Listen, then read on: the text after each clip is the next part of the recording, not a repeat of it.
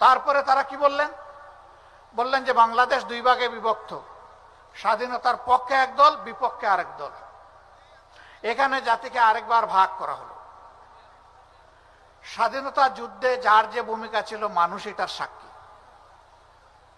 কিন্তু দেশটা স্বাধীন হওয়ার পরে কেউ কি জনসভা করে, রাস্তায় নেমে মিছিল করে, পত্রিকায় বিবৃতি দিয়ে অথবা কোনো জায়গায় একটা বক্তব্য রেখে বলেছে যে আমরা বাংলাদেশের স্বাধীনতা মানি না?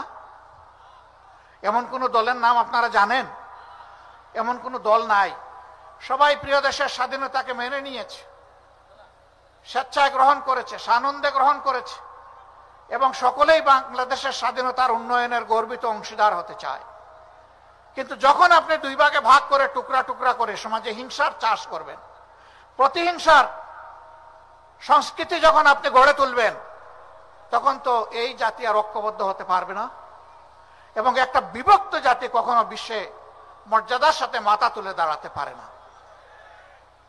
এরকম একটা বিভক্ত জাতিকে, জাতির মাথার উপর কাঁঠাল ভেঙে অন্যদের খাওয়ার পরিবেশ তৈরি করে দেওয়া হয়, যা বাংলাদেশের জনগণ অত্যন্ত করুণভাবে গত 53 বা 54টি বৎসর তারা প্রত্যক্ষ করেছে। আমার সম্মানিত ভাইয়েরা, স্বাধীনতার মূল্যবোধ এবং পক্ষের শক্তি আমি যা বুঝি, স্বাধীন দেশে একজন নাগরিক, সংবিধান তাকে যে কয়টা মৌলিক অধিকার দিয়েছে সব কয়টি অধিকার এই দেশে নিশ্চিত হবে। শাসন ক্ষমতায় যারা যাবেন তাদের অধিকার নিশ্চিত করা ওদের দায়িত্ব। এটা কোনো দয়ার দান নয়। তার বাঁচার অধিকার, তার সম্মান রক্ষার অধিকার, বিচার পাওয়ার অধিকার, স্বাস্থ্য সেবা পাওয়ার অধিকার, তার সন্তানের শিক্ষা পাওয়ার অধিকার, মানুষ হিসাবে মর্যাদার সাথে বেঁচে থাকার অধিকার, তার কাজের অধিকার, সবকিছু তার হাতে তুলে দিতে হবে। এটাই হচ্ছে স্বাধীনতার মূল চেতনা। এই সমাজটা হবে বৈষম্যহীন, এই সমাজ হবে মানবিক, এই সমাজ হবে সমস্ত সমাজকে ধারণ করা, সমস্ত মানুষকে ধারণ করা সমাজ। কিন্তু না, তারা তা করেননি। তারা সমস্ত প্রতিষ্ঠানকে ধ্বংস করেছিলেন।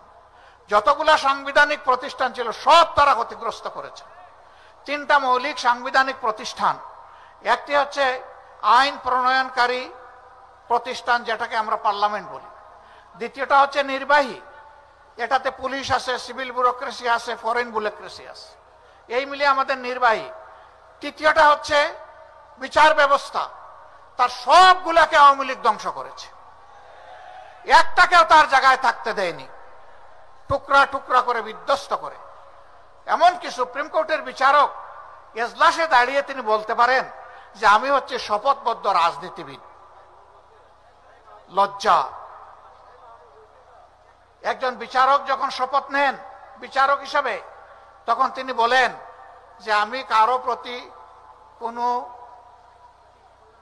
পক্ষ বিপক্ষ অবলম্বন করব না, আমি সম্পূর্ণ নিরপেক্ষ থাকব, কারো প্রতি আমি অনুকম্পা দেখাবো না এবং কারো প্রতি আমি বিরাগভাজন হব না। যার যেটা পাওনা বিচারের মাধ্যমে আইনের ভিত্তিতে সে সেটা পাবে। কিন্তু বিচারক যখন বলে আমি শপথবদ্ধ রাজনীতিবিদ, আমি অমুক দলকে অন্তরে ধারণ করি, তার পক্ষে কি আর সুবিচার বাংলাদেশের মানুষকে দেওয়া সম্ভব? হ্যাঁ, সেই বিচারকদের কেউ কেউ এদেশের নন্দিত গর্বিত মানুষগুলোকে ফাঁসির রায় দেওয়ার পরে টক শোতে গিয়ে বলতেন অমুককে আজকে ফাঁসি দিয়ে এসেছি, সাইদি সাহেবকে ফাঁসি দিয়ে এসেছি, মৌলানা নিজামীকে ফাঁসি দিয়ে এসেছি, আলী হাসান মুজাহিদকে ফাঁসি দিয়ে এসেছি, নাম ধরে ধরে বলতেন। তিনি একজন বিচারপতি, তিনি টক শোতে যাবেন কেন? তার তো রাজ্য হলো বিচারাঙ্গন, এর বাইরে তো তার কোনো বিচরণ হওয়ার কথা না। তিনি যদি রাজনীতি করতে চান তাহলে বিচারকের আসনে রিজাইন করে আসা উচিত। এটা তো প্রাণ আচার, আমাকে একটু দিস। ঠিক যেন ঘরের আচার, প্রাণ আচার। এই রাজনীতিবিদদেরকে আমরা দেখলাম, বিচারক রাজনীতিবিদ, এই গত 5 তারিখের পরে তারা পালিয়ে গিয়ে অন্য দেশে আশ্রয় নিতে লাগলেন। তারা সিলেট সীমান্ত দিয়ে পার হওয়ার জন্য গিয়েছিলেন, কপাল মন্দ, তারা যেতে পারেন নাই। জনতার জালে তারা আটকা পড়ে গেছে। জনতা তাকে জঙ্গলের মধ্যে আবিষ্কার করলো, জিজ্ঞেস করলো জনাব আপনার নাম? তিনি বললেন আমার নাম শামসুদ্দিন চৌধুরী। তারা বলল, আপনি কি কালো মানিক? তিনি বললেন যে আমি সেই বিচারক। তা আপনি এখন কোথায় আছেন? বলে যে সম্ভবত আমি ভারতে আছি।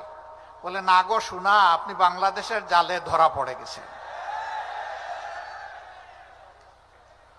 তখন তিনি কলাপাতার উপর শুয়েছিলেন। হায় রে কপাল, আপনাকে এই জঙ্গলে কলাপাতায় শুইতে হবে কেন? এই কারণে তার অপকর্ম ছিল আকাশচুম্বী। এই জন্য সাহসের সাথে বাংলাদেশে থাকার সাহস তিনি করেননি। পালানোর পথ খুঁজেছিলেন, সেই পথ ধরতে গিয়ে তিনি আটকা পড়ে গেছেন।